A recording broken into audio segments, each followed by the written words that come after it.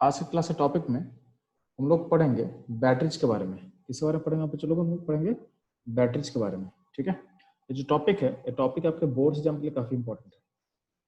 इसके अलावा कभी कभी क्या होगा, कंपटीशन में भी इससे क्वेश्चन आ सकता है। तो कहाँ पे कैसा क्वेश्चन आ सकता है इसके बारे में मैं हिंट कर दूंगा। ठीक है, बैटरीज के बारे में अगर बात करते हैं तो बैटरीज आर गैल्वेनिक सेल। ठीक है, जो आपको डायरेक्ट करंट सप्लाई करता है, यानी कैसा करंट सप्लाई करेगा? डीसी करंट सप्लाई करेगा। और इसमें सॉल्ट ब्रिज नहीं होता है, इसमें सॉल्ट ब्रिज नहीं होता है। ठीक है, यानी बिना सॉल्ट ब्रिज के काम करता है, बिना सॉल्ट ब्रिज के काम करता है, क्योंकि जो आपका एनोड कैथोड है वो डायरेक्टली कांटेक्ट में होता है थ्रू इलेक्ट्रोलाइट। सॉल्ट ब्रिज का हम यूज क्यों करते थे? सॉल्ट ब्रिज का यूज करते थे क्योंकि हमको चार्ज को ट्रांसफर करना होता है था और सर्किट को पूरा करना होता था। वो काम आपका इलेक्ट्रोलाइट यहाँ पे कर देगा। ठीक है, तो वो यहाँ पे सॉल्ट ब्रिज का यूज नहीं होता है। ठीक है, ध्यान देना, बैटरी का दो टाइप होता है। एक टाइप को बोलते हैं प्राइमरी बैटरी, एक टाइप को बोलते हैं प्राइमरी बैटरी। तो प्राइमरी बैटरी का मतलब क्या होता है? तो जिसको आप चार्ज नहीं कर सकते हो, मतलब एक बार यूज कर लिए तो उसका फिर कोई और भी उसका कोई यूज नहीं हो सकता है, मतलब वंस, यानी इसको आप लाइफ में बस, मतलब इसका लाइफ स्पेन में बस एक बार ही यूज होगा। ठीक है, तो प्राइमरी बैटरी का मतलब जिसको आप चार्ज नहीं कर सकते हो, तो नॉन रिचार्जेबल बैटरी होता है। ठीक है, नॉन रिचार्जेबल एग्जाम्पल क्या होगा? एग्जाम्पल ड्राई सेल हो सकता है, मरकरी सेल हो सकता है। ड्राई सेल को समटाइम बोलते हैं लैकेलेंचे सेल। ठीक है, सिमिलर बात करते हैं, कुछ बैटरी का टाइप सेकेंडरी होता है। तो सेकेंडरी बैटरी किसको बोलते हैं? जिसको आप रिचार्ज कर सकते हो, यानी जो चार्जेबल हो सकता है। ठीक है, जिसको बार बार रिचार्ज कर सकते हो। सबसे बेस्ट एग्जाम्पल क्या होगा? इसका सबसे बेस्ट एग्जाम्पल हो सकता है आपके घर में जो इन्वर्टर का बैटरी है। ठीक है, वो इसका सबसे बेस्ट एग्जाम्पल हो सकता है। उसको आप क्या करते हो, जैसे आप लाइट कटता हो आपका इन्वर्टर चालू हो जाता है, यानी बैटरी उसको फिर से क्या होता है, आपके घर में करंट सप्लाई करता है। फिर जैसे ही लाइट आएगा तो क्या होगा, बैटरी वहां से दोबारा लाइट को यूज करके दोबारा खुद को चार्ज करना स्टार्ट करता है। ठीक है, तो हम लोग जो इन्वर्टर में बैटरी यूज करते हैं बेसिकली कौन सा बैटरी होता है? तो होता है lead storage battery. Lead storage battery होता है। इसके अलावा और भी सेकेंडरी सेल हो सकता है। इसके अलावा और भी सेकेंडरी बैटरी क्या क्या हो सकता है? तो निकल कैडमियम सेल हो सकता है, या लिथियम आयन बैटरी हो सकता है। ठीक है, अब ध्यान देना, सबसे पहले हम मूव करते हैं, सबसे पहले मूव करेंगे हम लोग प्राइमरी बैटरी के बारे में। प्राइमरी बैटरी में क्या क्या हो सकता है? तो प्राइमरी बैटरी के बारे में जब पढ़ेंगे हम लोग तो दो सेल पे ज्यादा फोकस रहेगा, एक ड्राई सेल फोकस रहेगा और एक मरकरी सेल फोकस रहेगा। ड्राई सेल पे फोकस रहेगा और एक फोकस रहेगा अपना मरकरी सेल पे। ठीक है, अब बात करते हैं हम लोग ड्राई सेल का। तो यहाँ पे ध्यान देना, यहाँ पे ऊपर मैंने नर्व सिक्वेशन लिखा हुआ है, यहाँ पे देखोगे तो यहाँ पे आपके पास एक नर्व सिक्वेशन में लिखा हुआ है। ठीक है, तो बेसिकली मैं ये बताने की कोशिश कर रहा हूँ कि आपका जो वोल्टेज है, ये मतलब वोल्टेज। ठीक है, आपको वोल्टेज और कंसंट्रेशन में रिलेशन क्या होता है नर्व इक्वेशन बताता है। तो नर्व इक्वेशन का मेरे को जस्ट आगे एप्लीकेशन करना है, तो ये मैं आपको बस लिख रहा हूँ रेफरेंस के लिए। ठीक है, अब बात करते हैं, ध्यान देना, जो ड्राई सेल होता है तो ड्राई सेल का जो वोल्टेज होता है वो होता है अराउंड 1.5 वोल्ट, अराउंड होता है 1.5 वोल्ट। ठीक है, ड्राई सेल का जो एनोड होता है जिंक, वो जिंक का बना होता है। ठीक है, कितना क्लियर रहेगा? ड्राई सेल का एनोड क्या होता है बच्चे लोग? जिंक का बना हुआ रहता है, जिंक का बना हुआ रहता है। और बात करते हैं हम कैथोड का, और बात करते हैं हम कैथोड का, ध्यान देना, जो कैथोड होता है, कैथोड बना होता है ग्रेफाइट का, यानी कार्बन का बना होता है। किसका बना होता है चलो? तो ग्रेफाइट कैथोड होता है ग्रेफाइट का, यानी कार्बन का। ठीक, अब बात करते हैं एनोड पे रिएक्शन क्या होता है। तो एनोड पे होता क्या है कि आपका जो जिंक है, तो जिंक से जिंक प्लस 2 चला जाता है और 2 इलेक्ट्रॉन रिलीज करता है। यानी यहाँ पे क्या हो रहा है, जिंक का ऑक्सीडेशन हो रहा है, जिंक का ऑक्सीडेशन हो रहा है। और कैथोड पे क्या होगा? तो कैथोड पे यहाँ पे एक MnO2 लेते हैं हम लोग सिस्टम के अंदर, ड्राई के अंदर MnO2 होता है। तो MnO2 अमोनियम आयन, ठीक है, के साथ आपस में रिएक्ट करके Mn का देखोगे यहाँ पे Mn का +4 स्टेट है, Mn +4 स्टेट से +3 से जाता है, +3 से जाता है। ठीक है, यानी यहाँ पे Mn का रिडक्शन हो रहा है, Mn का रिडक्शन हो रहा है। और साथ में क्या होता है, अमोनिया अमोनिया गैस रिलीज होता है, अमोनिया गैस रिलीज होता है। तो जो अमोनिया गैस इस सिस्टम में रिलीज होता है, वो यहाँ पे जो जिंक+2 बना हुआ है, जिंक+2 के साथ रिएक्ट करके कॉम्प्लेक्स बना लेगा। क्या कॉम्प्लेक्स क्या बनेगा? तो ZnNH3 होल 4 ऊपर में +2, एक कॉम्प्लेक्स फॉर्म कर लेगा, एक कॉम्प्लेक्स, यानी एक ऐसा कंपाउंड फॉर्म कर लेगा। इस कंपाउंड को बोलते हैं कॉम्प्लेक्स कंपाउंड। ठीक है, जब भी ब्रैकेट यूज करते हैं तो ब्रैकेट वाले कंपाउंड को हम बोलते हैं कॉम्प्लेक्स कंपाउंड बोलते हैं, ठीक है। तो ये सारा इंफॉर्मेशन रहेगा किसके लिए, ड्राई सेल के लिए रहेगा, ड्राई सेल के लिए रहेगा। नेक्स्ट मूव करते हैं हम लोग प्राइमरी बैटरी का सेकंड पार्ट, कौन सा सेल, मरकरी सेल, ठीक है। मरकरी सेल अपने लिए इंपॉर्टेंट है, मरकरी सेल से क्वेश्चन आने का चांस है कंपटीशन में, ध्यान देना। मरकरी सेल क्यों इंपॉर्टेंट है भी समझाते हैं आपको। तो मरकरी सेल का यूज कब करते हैं हम लोग, चलो इसका यूज हम तब करते हैं जब हम मेरा जो करंट का रिक्वायरमेंट होता है लो होता है, लो करंट हमको रिक्वायर होता है। लो करंट कब रिक्वायर होगा, ठीक है। तो कुछ डिवाइसेस होता है जैसे आपका हीरिंग एड्स, ठीक है, वहां पे आपको ज्यादा करंट नहीं चाहिए। प्लस वॉच, जो आप हैंड वॉच जो हाथ में पहनते हो, वहां पे देखना उसका बैटरी बहुत छोटा सा बैटरी होता है। तो वो सब बैटरी में क्या होता है, तो सॉरी वहाँ वो जो बैटरी होता है कौन सा बैटरी होता है, तो होगा मरकरी सेल बैटरी होगा। वहां पे मरकरी सेल बैटरी हम वो यूज कर सकते हैं, ठीक। अब मरकरी सेल का सबसे एडवांटेज क्या होता है कि मरकरी सेल का जो वोल्टेज होता है ना वो 1.35 वोल्ट होगा, और ये वोल्टेज इसका लाइफ स्पेन में कांस्टेंट रहेगा, यानी वोल्टेज वैरी नहीं करता है। ये सबसे इंपॉर्टेंट पॉइंट है कि मरकरी सेल का जो वोल्टेज है वो थ्रू आउट इसका लाइफ स्पेन में क्या होगा, कांस्टेंट रहेगा, वो वैरी नहीं करेगा, वो वैरी नहीं करता है। तो हमको जानना है कि आखिर वैरी क्यों नहीं करता है, आखिर वैरी नहीं करेंगे, कुछ लॉजिक होगा, उसको हम आगे एक्सप्लेन करेंगे। अब ध्यान देना, जो मरकरी अगर जो आपके पास मरकरी सेल है उसका जो एनोड होता है बेसिकली अमलगम होता है। तो जिंक अमलगम यानी ZnHg, इसको हम बोलेंगे जिंक अमलगम। ये होता है एनोड की तरह काम करने वाला है, ठीक है। और इसका कैथोड क्या होगा, तो मरकरी सेल का कैथोड होता है कार्बन, ठीक है, carbon NHGO, mercuric oxide plus carbon का जो मिश्र होता है वो मिलके काम करेगा किसका, कैथोड का। और इसमें इलेक्ट्रोलाइट क्या होता है, तो इलेक्ट्रोलाइट बोला गया है कि paste of KOH and ZNO, जो पेस्ट होगा वो इलेक्ट्रोलाइट की तरह काम करेगा, इलेक्ट्रोलाइट की तरह काम करने वाला है, ठीक है। तो ये आपको एनोड कैथोड इलेक्ट्रोलाइट समझ में आ चुका है इसका। तो अगर हम बात करते हैं कि इसमें रिएक्शन क्या होने वाला है, तो ध्यान देना एनोड पे क्या होता है कि जो जिंक अमलगम आपके पास होता है, यहाँ पे जिंक अमलगम हम बात कर रहे हैं। जिंक अमलगम जो है वो क्या करेगा, यहाँ पे जिंक का स्टेट क्या है, जीरो स्टेट में है। जिंक जीरो स्टेट से कहाँ जा रहा है, +2 स्टेट में जा रहा है, यानी जिंक का ऑक्सीडेशन हो रहा है, ठीक। और अब हम बात करते हैं कैथोड का। तो कैथोड में क्या है, जो मर्क्यूरिक ऑक्साइड है वो क्या करता है, टोन को गेन करके मरकरी में रिड्यूस होता है, ठीक है। यानी यहाँ पे जिंक ऑक्सीडेशन हो रहा है, यहाँ पे क्या हो रहा है, मर्क्यूरिक ऑक्साइड का यानी मरकरी का ही रिडक्शन हो रहा है, ठीक है। यहाँ पे मरकरी रिड्यूस हो रहा है, यहाँ पे जिंक ऑक्सीडाइज कर रहा है आपके लेफ्ट पार्ट में, ठीक। अगर हम बात करते हैं नेट सेल रिएक्शन का, तो ध्यान देना ये बहुत इंपॉर्टेंट है अपने लिए, दोनों को जोड़ देंगे तो नेट सेल रिएक्शन ऐसा हो जाएगा, zinc amalgam HgO solid gives ZnO solid and mercury liquid. एक खास बात आप देखोगे आपके इस नेट सेल रिएक्शन में, आप देखना खास बात क्या है, चलो खास बात यह है कि आपका यहाँ पे कोई भी एक्वस नहीं है, कुछ भी आयंस नहीं है, सारा का सारा क्या है, कंपाउंड है, मॉलिक्यूल्स आपके पास है। यहाँ पे कोई भी आयन इन्वॉल्व नहीं है, यानी कोई भी एक्वस फॉर्म नहीं है, कोई भी आयन इन्वॉल्व नहीं है, ठीक। तो अगर कोई भी आयन जब इन्वॉल्व नहीं होता रिएक्शन में, तो अपन जब Q क्या होगा, रिएक्शन कोएफिशिएंट क्या होगा, रिएक्शन कोएफिशिएंट कांस्टेंट होगा, यानी इसको हम 1 बोल सकते हैं। रिएक्शन कोएफिशिएंट कांस्टेंट होगा, उसको हम 1 बोल सकते हैं। तो नॉर्स इक्वेशन में क्या था, तो नॉर्स इक्वेशन में आप पढ़े थे E इक्वल टू क्या था, E0 minus 0.059 by n log Q। अगर हम बोल रहे हैं कि Q का वैल्यू अगर 1 पुट कर दोगे तो एटम क्या होगा, 0 हो जाएगा, एटम क्या होगा, 0 हो जाएगा। तो आपका जो वोल्टेज है हमेशा क्या रहेगा, एक E0 के बराबर हो जाएगा हमेशा। तो अगर कोई भी आयन सिस्टम इन्वॉल्व नहीं होगा तो आपका जो Q है यानी जो रिएक्शन कोएफिशिएंट है उसको आप 1 बोल सकते हो, तो क्या होगा, आपका जो वोल्टेज होगा, आपका वोल्टेज क्या होगा, कांस्टेंट होगा हमेशा के लिए। यही चीज ऊपर में लिखा हुआ था जब हम लोग बात कर रहे थे कि मरकरी सेल का वोल्टेज कांस्टेंट होता है थ्रू आउट द लाइफ, इसलिए होता है क्योंकि इसके नेट सेल रिएक्शन में कोई भी आयन इन्वॉल्व नहीं हो रहा है। तो due to no involvement of ions, इसका पोटेंशियल यानी इसका जो वोल्टेज रहेगा वो कांस्टेंट होता है, कितना होता है, 1.35 वोल्ट, ठीक है। तो इसके साथ हम लोग का प्राइमरी बैटरी खत्म होता है, नेक्स्ट मूव करते हैं हम लोग सेकेंडरी बैटरीज में। नेक्स्ट मूव करेंगे हम लोग, चलो सेकेंडरी बैटरीज में, ठीक। जब हम बात करते हैं सेकेंडरी बैटरी का, चलो ध्यान देना, सेकेंडरी बैटरी में सबसे इंपॉर्टेंट बैटरी होता है लेड स्टोरेज बैटरी।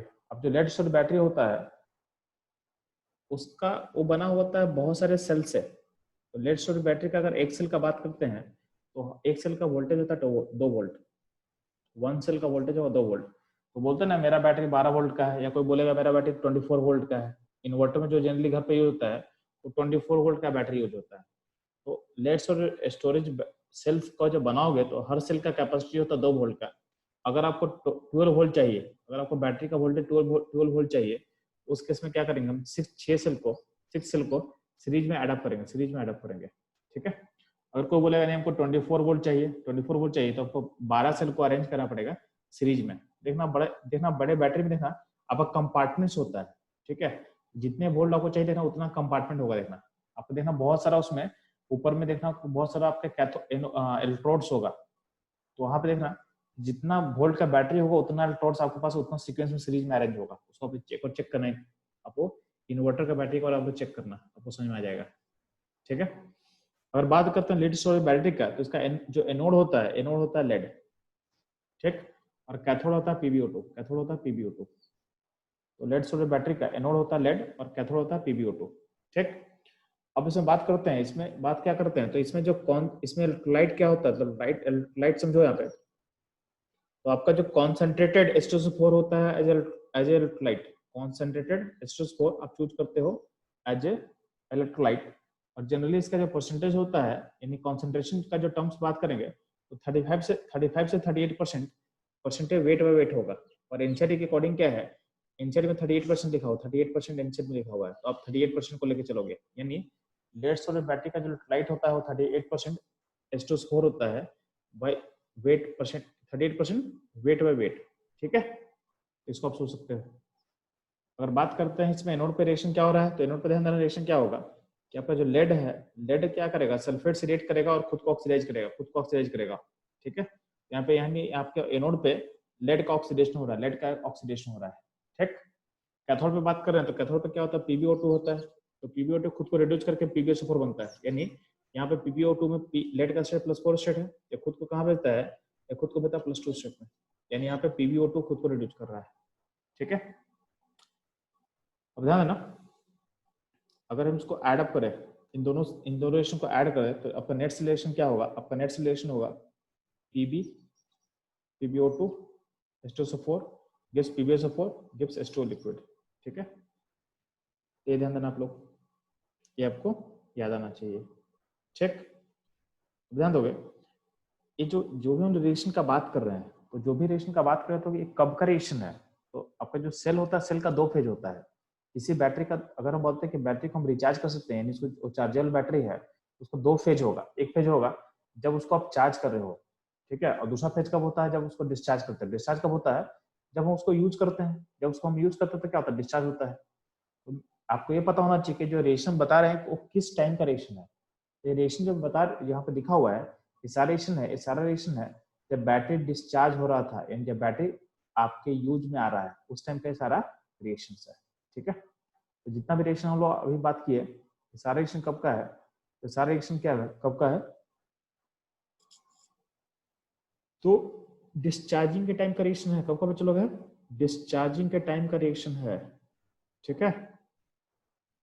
ये ध्यान देना। और एक और ध्यान दोगे, शायद यहाँ पे थोड़ा सा चीजों को सही से लिखने में मिस्टेक हुआ है, तो आई थिंक यहाँ ध्यान दोगे, आपके एनसीईआरटी में ये सेल यहाँ दिया हुआ है। तो आपका जो कैथोड का रिएक्शन है, तो कैथोड का रिएक्शन में PbSO4 है, के साथ क्या वाटर निकला है, वाटर निकला हुआ है। आपका नोट्स में मिस्टेक था, नोट्स में उसको रेक्टिफाई आप लोग कर लोगे। ठीक है। तो नोट्स में जो था, नोट्स में यहाँ पे H2 लिखा हुआ है, तो यहाँ पे H2 नहीं होगा, यहाँ पे H2O होगा। क्या होगा, चलो होगा, यहाँ पे H2O होगा। ठीक है। ऐसे ये थोड़ा सा इस नोट्स को आप लोग थोड़ा सा इसको चेंज कर लेना पे। ठीक है। तो ये रहेगा आपका लेड स्टोरेज बैटरी का सारा रिएक्शंस। ठीक है।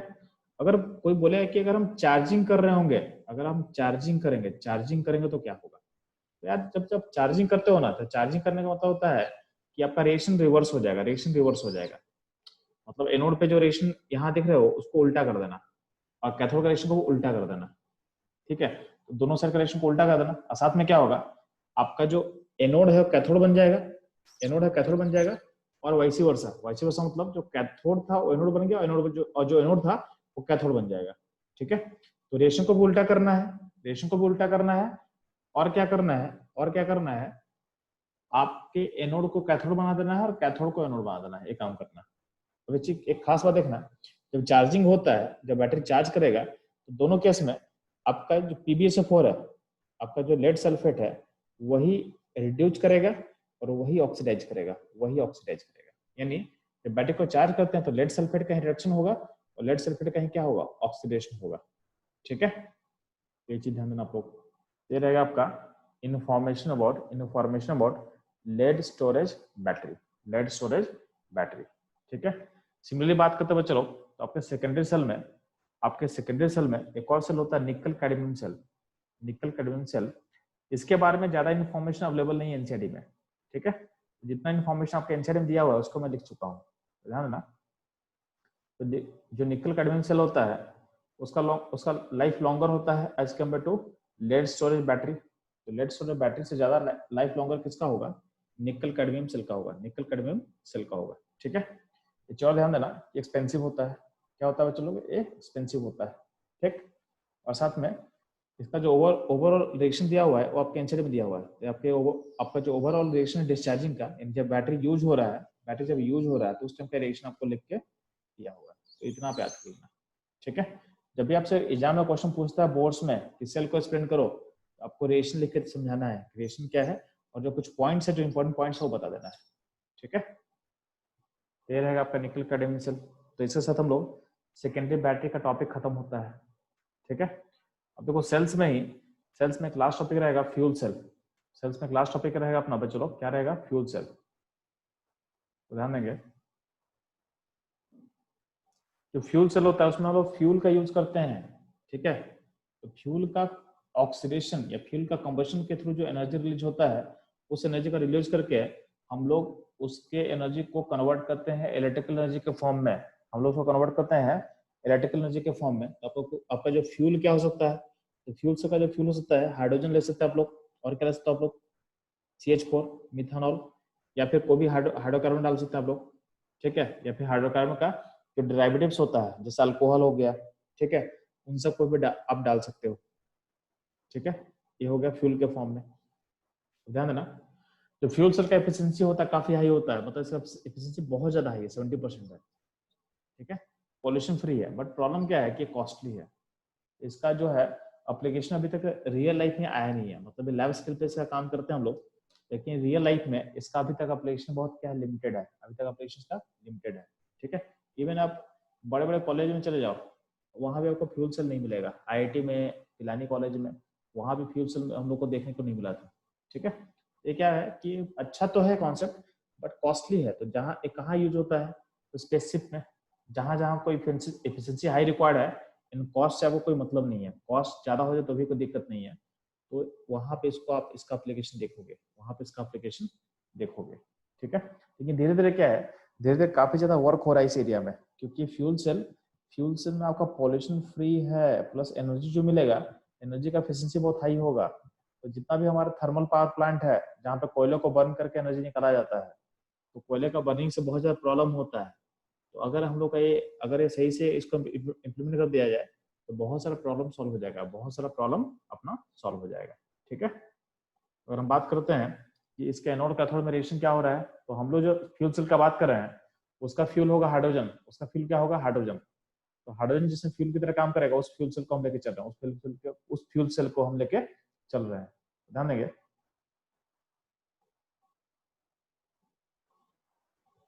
यहाँ पे देखोगे तो यहाँ पे एनोड पे होता क्या है, तो ध्यान ना, जो एनोड पे है, एनोड पे होता हो क्या रहा है बच्चों, तो एनोड पे हाइड्रोजन जो है वो कन्वर्ट हो रहा है वाटर में, यानी H का ऑक्सीडेशन हो रहा है, H का ऑक्सीडेशन हो रहा है। ठीक है, सिंपली बात करते हैं कैथोड पे क्या होता है, तो O2 जो है, O2 इलेक्ट्रॉन गेन करके OH में कन्वर्ट होता है। तो वहां पे एनोड पे क्या होगा, चलो, तो एनोड पे हाइड्रोजन का ऑक्सीडेशन होगा, कैथोड पे O2 का रिडक्शन होगा, ऑक्सीजन का रिडक्शन होगा।